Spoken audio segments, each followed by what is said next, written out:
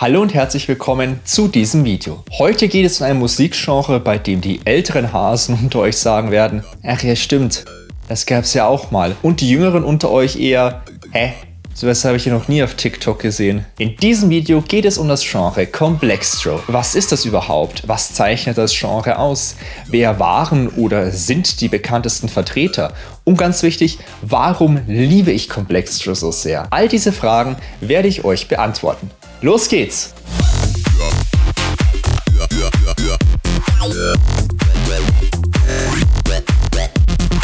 Fangen wir erstmal mit ein paar trockenen Fakten an. Der Name Complextro setzt sich aus den beiden Wörtern Complex und Electro zusammen. Erfunden wurde dieser Begriff übrigens von Porter Robinson. When I came up with the word Complextro, I was creating my MySpace when I had 0 fans. And I wanted to have like a nice, funny, cute little portmanteau to describe my sound. Okay. So complex, electro, complextro. I never intended for it to describe a genre or anything like that. But people started using it and they started describing glitchy bass music, particularly glitchy electro with it. Yeah. Complextro ist ein Subgenre von Electro House und zählt somit zu der eher härteren Fraktion. Seine Hochzeit hatte Complextro so im Zeitraum von 2010 bis 2013. Complextro ist insgesamt ein recht aggressiver Style, der gleichzeitig auch sehr komplex ist. Also die Sounds wechseln in der Regel recht häufig und schnell. Im Prinzip kann man es mit Dubstep, genauer gesagt Brostep, vergleichen, nur eben auf House-Tempo. Dementsprechend gibt es auch ab und zu einen Dubstep-Part in einem Complextro-Song. Es trifft auch ganz allgemein auf Complextro zu, dass im zweiten Main-Part häufig eine Variation des ersten Main-Parts zu hören ist. Noch ein paar Fakten aus DJ-Sicht. Complextro bewegt sich so von der Geschwindigkeit her im Bereich von 128 bis 130 BPM. Außerdem hatten die Complextro-Songs früher meistens ein 1 Minute langes Intro und ein genauso langes Outro. Das ist jetzt nichts speziell Typisches für Complextro.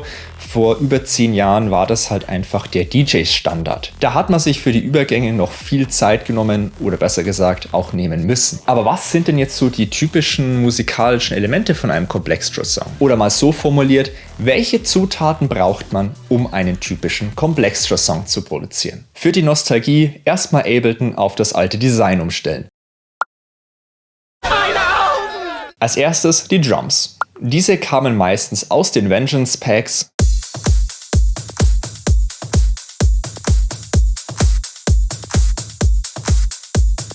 Ein virtueller Synthesizer, der früher sehr häufig im Complextro zu hören war, war der Massive von Native Instruments. Zu den bekanntesten Sounds, die man damit gemacht hat und die auch typisch für Complextro sind unter anderem eine knarzige Bassline und außerdem Modern Talking. Nein, nicht das Modern Talking, das Modern Talking. Also diese typischen Yoi- und Yeah-Sounds. Der Name Modern Talking kommt übrigens von einer Einstellung im Massive. Ergänzt wird das Ganze dann noch mit Soundschnipseln, egal ob Synthesizer oder Bass-Sounds.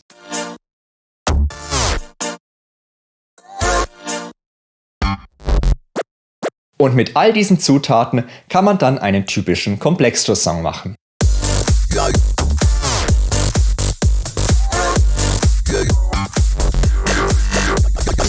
Natürlich gibt es auch im Complextro, wie bei jedem anderen Genre, immer wieder Abweichungen von der Norm. Manche Songs hauen euch im Main-Part eine Vielzahl von Sounds um die Ohren und andere begnügen sich so mit 3 bis 5 Sounds.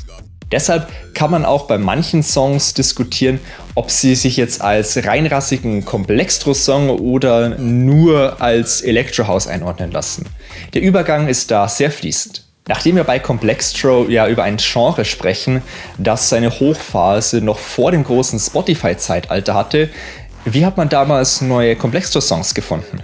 Da spreche ich mal aus meiner eigenen Erfahrung. Vor allem auf Soundcloud habe ich damals immer den neuesten heißen Scheiß gefunden. Allen voran die monatliche Radioshow von Lazy Rich. Diese hatte den treffenden Namen The Lazy Rich Show. In der ersten Stunde gab es von Lazy Rich ausgewählte Songs und seine Top 10 der meistgespielten Songs des Monats. Die zweite Stunde war dann immer ein Guestmix von einem Newcomer. Durch die Show habe ich damals unheimlich viele Artists und Songs gefunden. Der Fokus lag dabei nicht speziell auf Complextro, sondern ganz allgemein auf Electro House. Auch auf YouTube habe ich damals immer viel Complextro-Songs gefunden. Damals noch in einer teils echt miesen Qualität. Und wenn ich da mal etwas Taschengeld zusammen hatte, dann bin ich bei Beatport shoppen gegangen.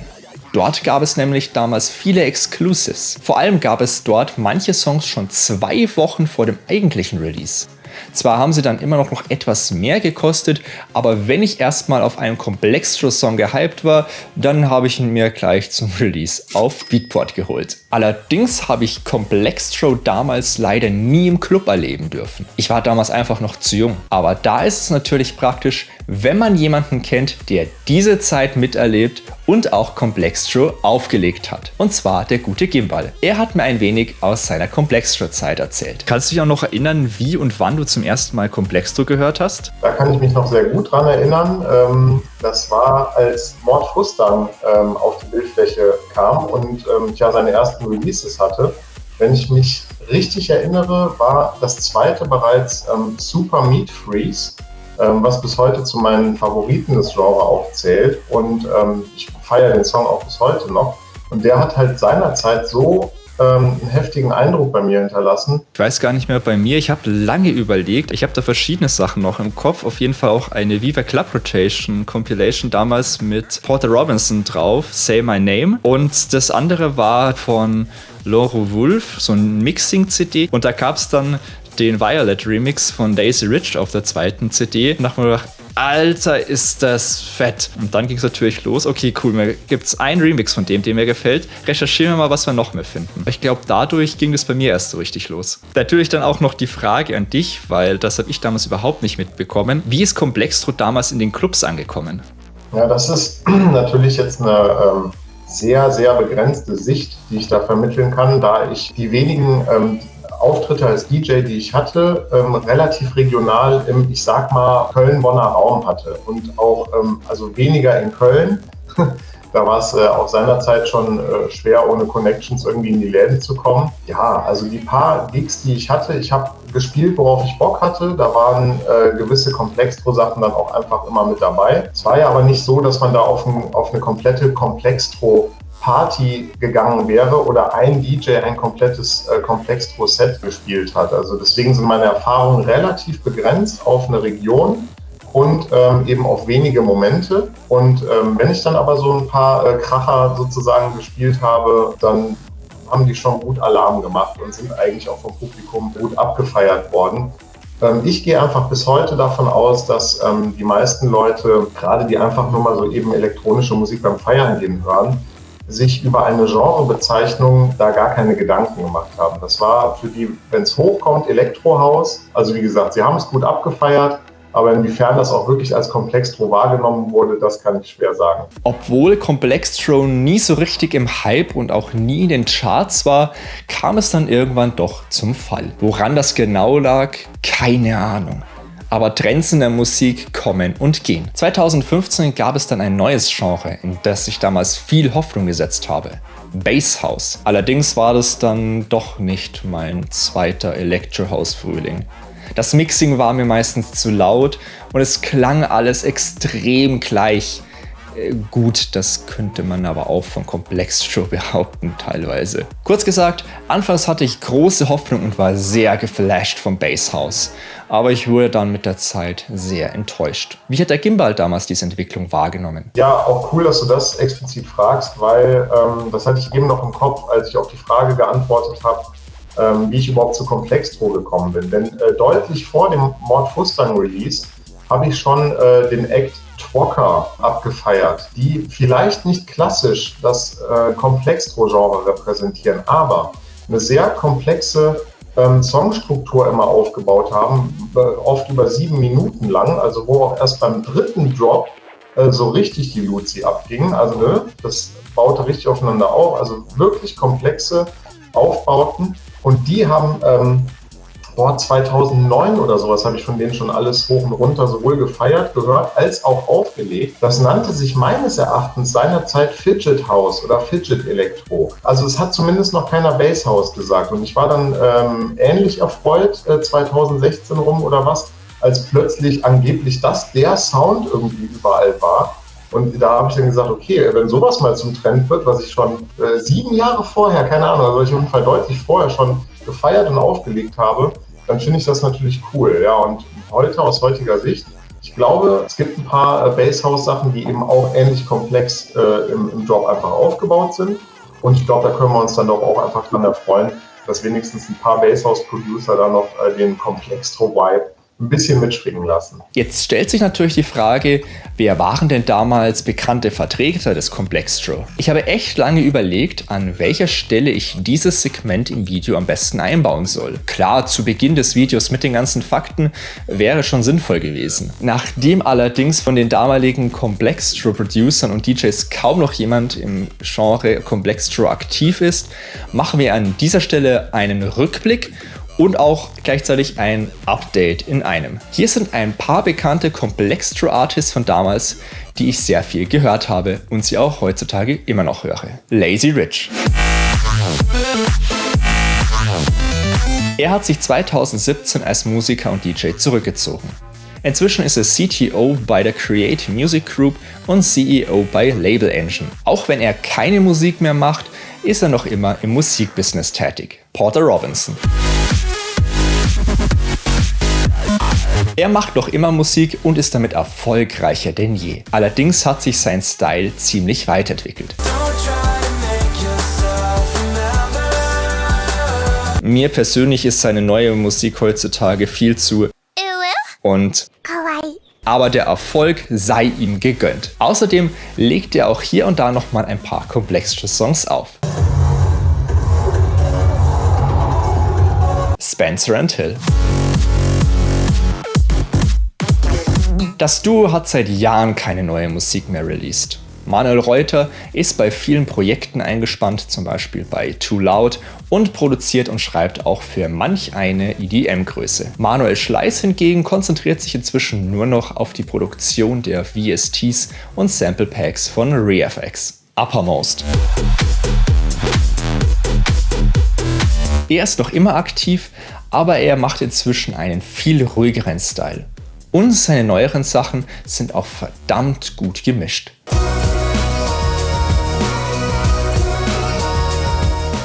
Z. Seine Entwicklung dürfen ja die meisten von euch mitbekommen haben. Er ist vom Electro House eigentlich komplett weggegangen und macht inzwischen sehr erfolgreichen Dance-Pop. Wolfgang Gärtner. Er hat inzwischen schon mehrere durch Drogen bedingte Pausen hinter sich. Inzwischen ist er aber wieder clean und er ist auch all die Zeit Electro House treu geblieben und macht auch wieder Complextro. Seventh. Auch wenn er so viele verschiedene Styles macht, taucht er in gefühlt jeder Auflistung von bekannten Complextro-Artists auf. Er macht noch immer Musik und hier und da auch mal einen Complextro-Song. Insgesamt kann man ihn aber nicht mehr auf nur 2 bis 3 Styles festlegen und vor allen Dingen nicht auf Complextro. Das wäre jetzt mal eine kleine Auswahl von Complextro-DJs und Produzenten. Da gibt es sicherlich noch einige weitere, die ich jetzt nicht genannt habe. Was man aber so ganz allgemein sagen kann, viele der Complextro-Leute von damals machen heute etwas komplett anderes oder gar keine Musik mehr. Keine Ahnung, vielleicht war das Genre ein Stück weit ein böses Omen damals. Wenn ihr jetzt auf den Geschmack gekommen seid und mal in Complextro reinhören wollt, dann checkt die Spotify-Playlist, die der Gimbal und ich gemeinsam gebastelt haben. Wir haben uns dafür die besten Songs des Genres ausgesucht. Den Link zur Playlist findet ihr unten in der Videobeschreibung. Der Gimbal und ich haben uns auch jeweils 3 Complextro-Songs überlegt, die ihr unserer Meinung nach unbedingt mal gehört haben müsst. Fangen wir mit den 3 Empfehlungen vom Gimbal an. Also, den ersten Song, den ich euch empfehlen möchte, den habe ich eben schon mal erwähnt. Das ist von Mort Fustam, Super Meat Freeze. Da gibt es auch ansonsten gar nicht mehr viel zu sagen, das habe ich eben schon gesagt. So bin ich irgendwie maßgeblich auch irgendwo aufs Genre gekommen und ich feiere den bis heute. Der wird für mich einfach nie langweilig, schlecht oder sonst irgendwas. Der funktioniert immer, den habe ich auch sehr oft aufgelegt und der kam dann auch beim Publikum entsprechend gut an. Der zweite Song ist von Prototype Raptor und heißt Cosmic Galaxy. Wenn ich das jetzt richtig im Kopf habe, ich habe es mir nicht aufgeschrieben. Song Nummer 3 ist dann tatsächlich ein bisschen Eigenpromo, aber ich habe auch wirklich beim Überlegen und der Recherche zu diesem Interview erstmal gemerkt, wie viel ich seinerzeit mit meinem Kollegen Sinan Kurtulusch wirklich in diesem Genre auch abgeliefert habe.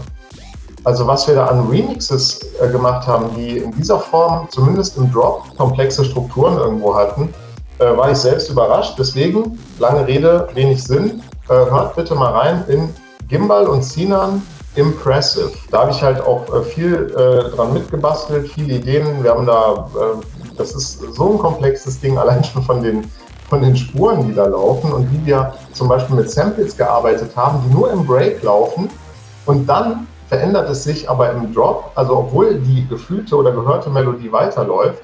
Also sehr spannende Sache, da war viel Gefriemel im Hintergrund drin und wir hatten aber auch unfassbar viel Spaß und Bock, als wir die Impressive gemacht haben, das weiß ich noch ganz genau. Die kann ich euch wärmstens empfehlen. So, dann kommen mal meine 3 Empfehlungen. Da hätte ich so als Nummer 1 Lazy Rich, Better Wipe That Up. Jetzt vielleicht nicht das Genre-typischste, ich sag nur das Intro, wie ich ihn dir damals schon mal geschickt hatte, den Song, hast du erst gemeint, wo ist das ein Komplextro, da ist doch nur Melodie die ganze Zeit. Ja, 7-Minuten-Dinge, sehr interessantes Arrangement, auch gleichzeitig durch die Melodie, die auch wirklich gut ist, gibt so ein richtig schön episches Gefühl. Und wie gesagt, es ist halt einfach durch diesen ganzen Komplextro-Sounds dazu eine richtig geile Mischung und für mich auch einer meiner absoluten Lieblingssongs bis zum heutigen Tage. Dann als Nummer 2 hätte ich von Dirty Loud und Surreal Needle. Ist so ein klassischer Fall von, ja, also die Breaks hätte es jetzt nicht zwingend gebraucht, dafür haut halt der Main-Part so richtig rein. Und was bei dem Song das Besondere ist, was viele Komplextro-Songs ja damals hatten, dass sich gewisse Strukturen oder Schemata wiederholt haben. Bei dem Song eigentlich nicht. Es variiert ständig. Es gibt so nicht mal wirklich eine Stelle, die so 1:1 schon im ersten Drop zu hören war. Und das finde ich so richtig geil daran. Und auch allgemein das ganze Soundgefrickel. Richtig geiles Ding. Und dann als letztes, ich konnte es nicht lassen. Ich habe lange überlegt, was ich da noch nehmen soll. Und habe mich dann auch für einen alten Gimbal und Sinan Song entschieden. Nicht um hier zu schleimen, sondern weil ich den wirklich gut finde. Mortal Kombat 2K11. Techno Syndrome von DJ Analyzer und Carrie August im, jetzt kommt's, Gimbal and Sinan Dubstep 2012 Remix. Was ich daran auch wieder so besonders finde, ist die Variation, also dass sehr viel passiert.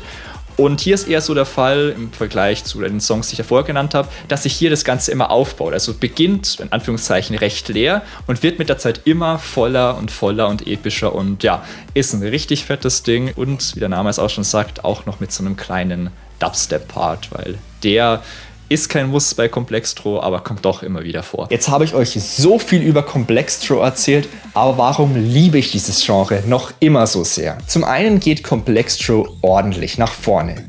Zum anderen ist es auch recht gut tanzbar, vor allem im Vergleich zu Dubstep. Ich mag auch, dass es ein aggressiver und sehr komplexer Style ist. Außerdem gab es da teilweise echt kreative Songs.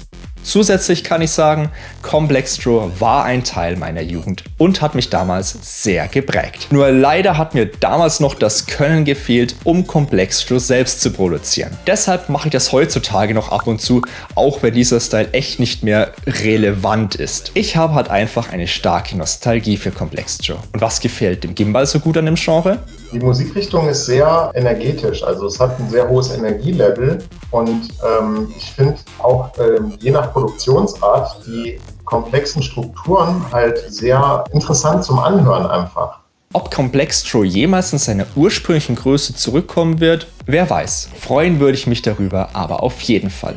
Der Gimbal auch. Absolut. Das heißt auch zurückkommen, ne? Oder so Sprüche wie Komplextro ist tot. Ich glaube, wir sind ja gerade sowieso auch hier dabei, das wieder ein bisschen aufleben zu lassen. Das war ein kleiner nostalgischer Rückblick auf das Genre Komplextro.